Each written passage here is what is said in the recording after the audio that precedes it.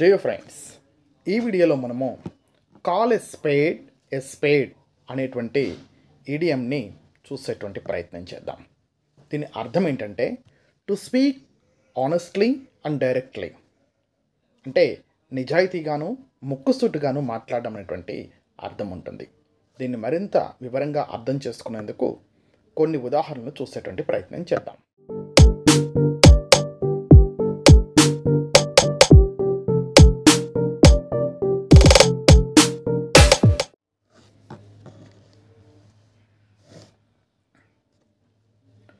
First example, Ria always calls a spade, so she told her friend the drawing needed more practice.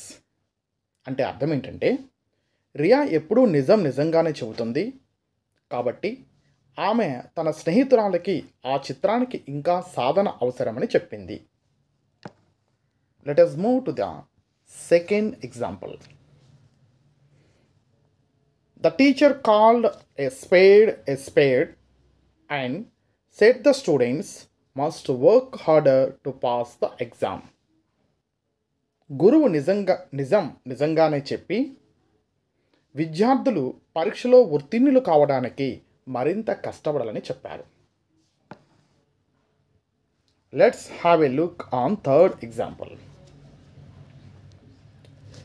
When my brother didn't clean his room, Mom called a spade and said he was being lazy.